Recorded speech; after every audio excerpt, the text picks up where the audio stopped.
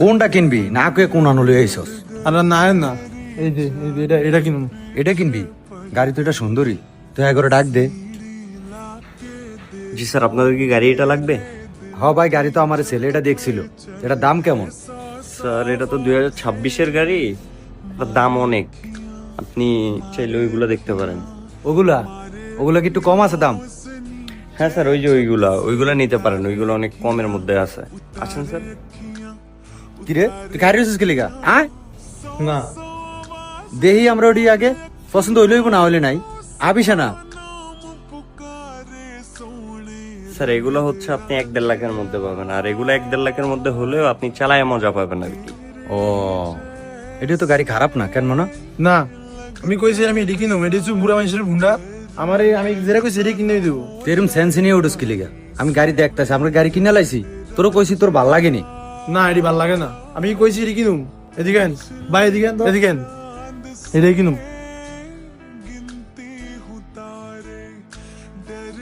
ভাই এটা দাম করেন তো, আমি এটাই কিনুম। হ মনা, ঠিকই তো কইছস, গাড়িটা তোর মানাইছে। আচ্ছা ভাই এটা কত?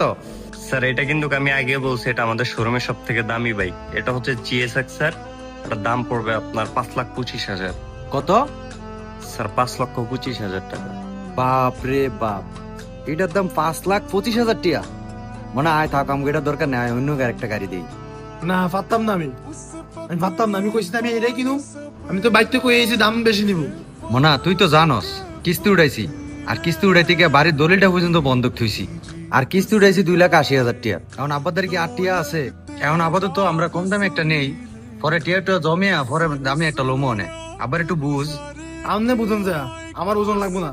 আজকে 2 বছর ধরে কইতেছি হুন্ডা কিনে দিতে, হুন্ডা কিনতে সমান আছে মুরব্বীকে হুন্ডা কিনে দিতে বটবড়ি। আমি হেঁটে কিনতাম না। আজকে 2 দিন বাদ খেয়ে না করো, আর 1 সপ্তাহ ঘরেই যাবো না। জান আপনি বাইক যান, আমি বাইক যাবো না, আর ভাতও খাইতাম না। দেখছিনি ভাই অবস্থাটা? আমি কি তোরে খারাপ কিছু কইছি? তোর এই হুন্ডারের লেগে কিস্তি উঠাইছি। আব্বা কি তোর কম ভালোবাসি? ভালোবাসা দেখতাছি না।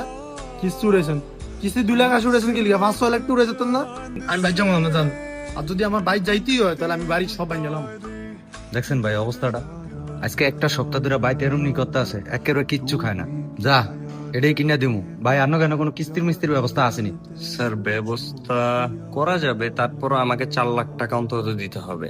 1,25,000 টাকা আমি কিস্তি দিতে পারবো। তাও 4 লাখ টাকা দিতেইব? আচ্ছা ভাই তাহলে দাঁড়ান, আমার 1 ঘন্টা সময় দেন, আমি আইতাছি।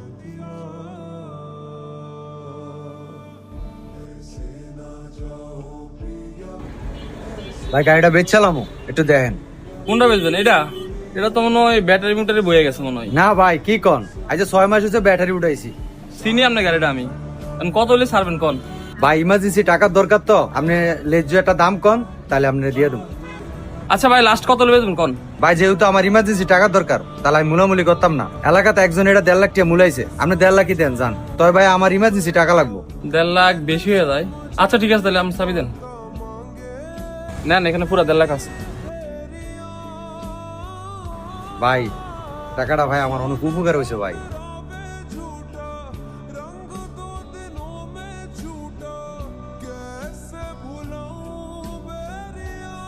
ভাই এদিকে। স্যার আসছেন? আজকে তাহলে গাড়ি লিয়ে যাবো। হ দাঁড়া ভাই, অনেক কষ্টে টিয়াটা মিলাইছি। আমি গাড়ি তো খারাপ হইব না কেন ভাই? না স্যার, এটা যেহেতু বলছিলেন যে সব থেকে দামি গাড়ি, এটাই আমাদের সব থেকে ভালো মানের গাড়ি। তাছাড়া গাড়ির মধ্যে ওয়ারেন্টি আছে তো স্যার। তাহলে ভাই এনো 4 লাখ টাকা আছে, আর কিস্তি কিভাবে দিতে হইব আমার একটা মেমো করে দেন।